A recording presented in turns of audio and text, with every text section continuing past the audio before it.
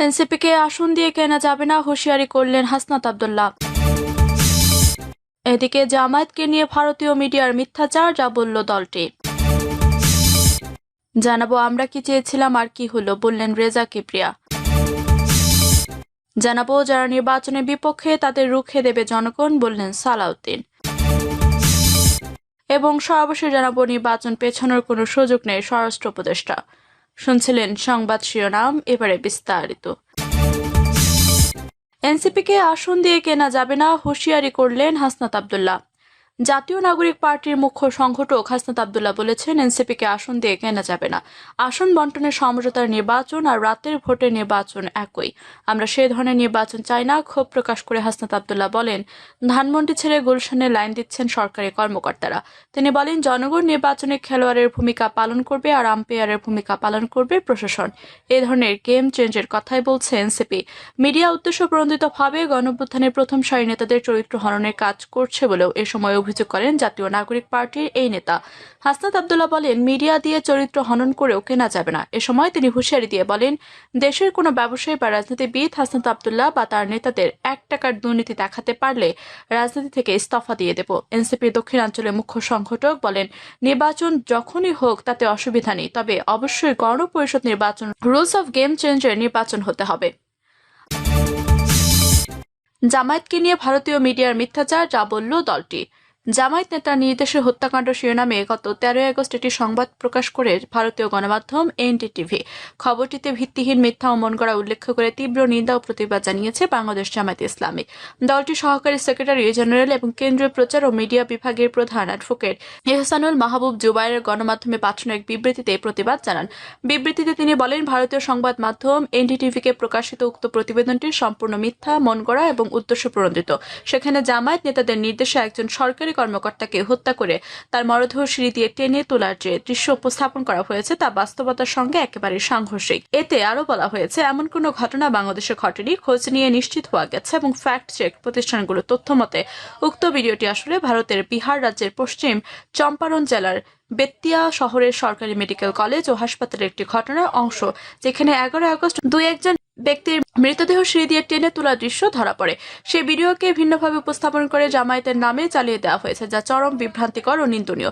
বিবৃতিতে তিনি বলেন, ভারতীয় একটি প্রভাবশালী গণমাধ্যমের এমন ধরনের অপপ্রচার গোয়েবলসীয় প্রচার কৌশলকেও হার মানিয়েছে। আমরা গভীর উদ্বেগের সঙ্গে লক্ষ্য করছি যে 2024 সালে 5 আগস্ট শেখ হাসিনার কর্তৃত্ববাদী সরকারের পতনের পর থেকেই ভারতের কিছু মিডিয়া জামায়াত ইসলামীর বিরুদ্ধে ধারাবাহিকভাবে মিথ্যা, বানোয়াট ও উদ্দেশ্যপ্রণোদিত সংবাদ পরিবেশন করে চলেছে, যার মাধ্যমে বাংলাদেশের জনগণ সহ আন্তর্জাতিক সমাজকে বিভ্রান্ত করার অপচেষ্টা চলছে। বিবৃতিতে বলা হয়েছে, এ ধরনের তথ্য সন্ত্রাসের মাধ্যমে জনগণকে বিভ্রান্ত করা যাবে না, বরং এতে ভারতীয় গণমাধ্যমের বিশ্বাসযোগ্যতা প্রশ্নবিদ্ধ হবে। তাই আমি ভারতীয় মিডিয়াগুলোর প্রতি আহ্বান জানাচ্ছি, তারা যেন ভিত্তিহীন, মন করা ও উদ্দেশ্যপ্রণোদিত অপপ্রচার থেকে বিরত থাকে এবং সত্যনিষ্ঠ সাংবাদিকতার নীতি অনুসরণ করে। আমরা কি চেয়েছিলাম আর কি হলো, বললেন রেজা কিবরিয়া। গণঅভ্যুত্থানের শহীদদের রক্তের সঙ্গে অন্তর্বর্তী সরকার বেইমানি করেছে বলে মন্তব্য করেছেন গণ অধিকার পরিষদের সভাপতি ডক্টর রেজা কিবরিয়া। তিনি বলেছেন, আমরা কি চেয়েছিলাম আর কি হলো। রেজা কিবরিয়া বলেন, জুলাই আগস্টের শহীদদের রক্তের সঙ্গে বেইমানি করেছে এই সরকার। এ বিষয়ে আমার কোনো সন্দেহ নেই। আমরা যে আশা করেছিলাম দেশ পরিচালনার ব্যাপারে গুণগত মানের একটা পরিবর্তন বা উন্নতি দেখতে পাবো, সেটা হয়নি।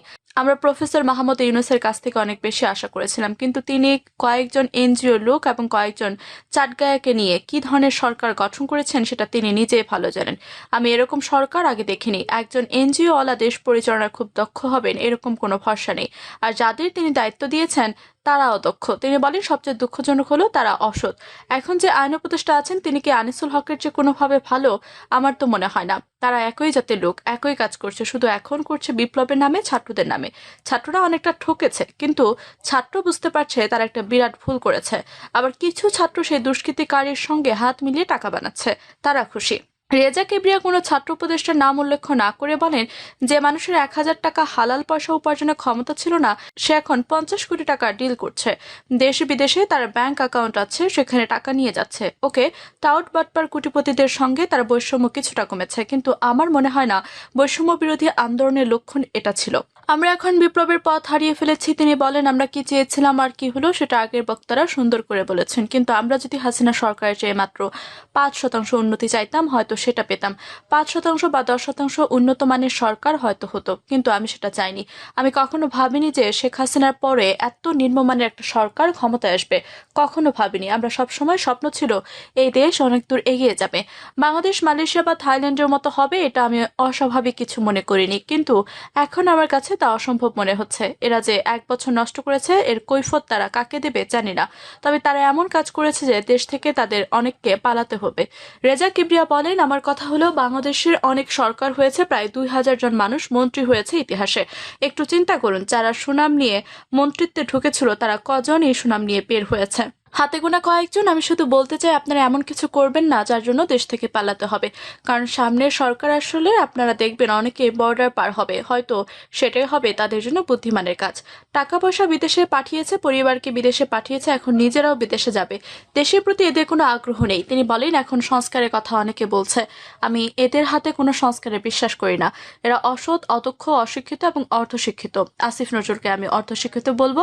ঢাকা বিশ্ববিদ্যালয়ের 2nd ক্লাস ল ডিগ্রি নিয়ে সে আওয়ামী লীগের সঙ্গে তদবির করে প্রফেসরশিপ পেয়েছে। সে শিক্ষিত মানুষের কাতারে পড়ে না। এদের হাতে সংস্কার দেয়া বিরাট ভুল। আমি মানি না সংস্কার হবে সামনের সরকারের হাতে, কিন্তু এত নিম্নমানের অর্ধশিক্ষিত লোকের হাতে সংস্কার সম্ভব নয়। রেজা কিবরিয়া সন্দেহ প্রকাশ করে বলেন, ফেব্রুয়ারির মধ্যে সুষ্ঠু নির্বাচন দেওয়ার মতো পরিস্থিতি তৈরি হয়নি।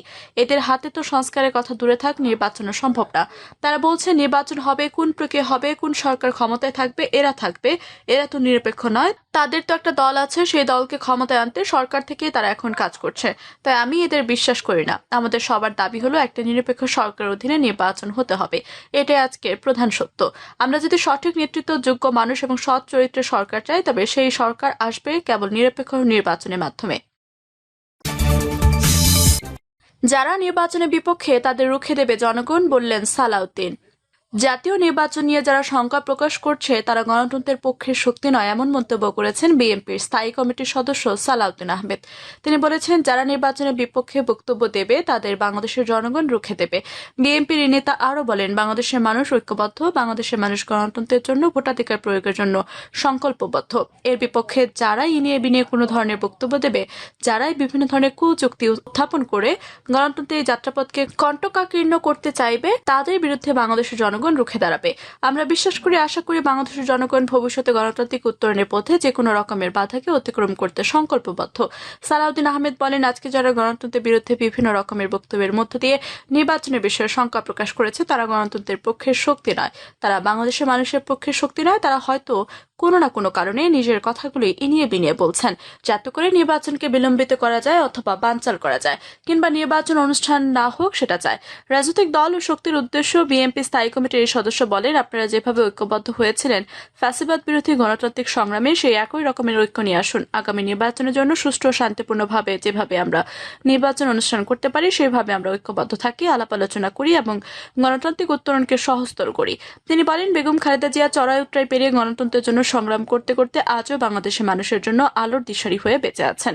তার 81তম জন্মদিন আমরা মহান রব্বুল আলামিনের কাছে প্রার্থনা করি, বাংলাদেশের মানুষের সামনে আলোর দিশারি হিসেবে, পথ প্রদর্শক হিসেবে, গণতন্ত্র, স্বাধীনতা, সার্বভৌমত্বের রক্ষা কবচ হিসেবে আল্লাহ রাব্বুল আলামিন তাকে আরও দীর্ঘায়ু করুন, শতায়ু করুন। সালাউদ্দিন বলেন, বাংলাদেশের সমসাময়িক রাজনীতির প্রেক্ষাপটে আমরা সমস্ত বিষয়ে দিক নির্দেশনা পাচ্ছি বেগম খালেদা জিয়ার কাছ থেকে। তিনি নির্দেশনা দিয়েছিলেন, আলাপ আলোচনার মধ্য দিয়ে ঐক্যমতের ভিত্তিতে গণতন্ত্রের উত্তরণের পথকে সহজতর করতে হবে। তার সেই নির্দেশনা মোতাবেক আমরা সরকারের সঙ্গে আলোচনা করেছি অনেকবার। সমস্ত গণতান্ত্রিক শক্তিগুলোর সঙ্গে আমরা আলোচনা অব্যাহত রাখছি। তিনি বলেন, আমরা জাতীয় ঐক্যমতের মধ্য দিয়ে একটি সুষ্ঠু, সুন্দর, শান্তিপূর্ণ নির্বাচনের জন্য সারা জাতি অপেক্ষমান। আমরা সেই গণতন্ত্রের জন্য অপেক্ষমান যেই গণতন্ত্রের জন্য আমাদের সন্তানেরা শহীদ হয়েছেন, রক্ত দিয়েছেন, পঙ্গুত্ব বরণ করেছেন, অন্ধত্ব বরণ করেছেন। আমরা অবিরাম 16-17 বছরের গণতান্ত্রিক সংগ্রাম করেছি, সেই গণতন্ত্রের জন্য আমরা অপেক্ষমান। সালাউদ্দিন আহমেদ আরও বলেন, এই গণতন্ত্রকে যদি আমরা বিনির্মাণ করতে চাই, অত্যন্ত শক্তিশালী হিসেবে একটি গণতান্ত্রিক রাষ্ট্র নির্মাণ করতে চাই সাম্যের ভিত্তিতে, তাহলে এই গণতন্ত্রের জন্য আমাদেরকে জাতীয় ঐক্য বজায় রাখতে হবে। ফ্যাসিবাদ বিরোধী যে জাতীয় ঐক্য প্রতিষ্ঠিত হয়েছে, সেই জাতীয় ঐক্যকে শক্তিতে পরিণত করতে হবে। প্রিয় দর্শক, এই ছিল এখনকার মতো সর্বশেষ সংবাদ। আপনি সব সংবাদ পেতে চ্যানেলটি সাবস্ক্রাইব করে পাশে থাকা বেল বাটনটি ক্লিক করে রাখুন। ধন্যবাদ সবাইকে এতক্ষণ সাথে থাকার জন্য।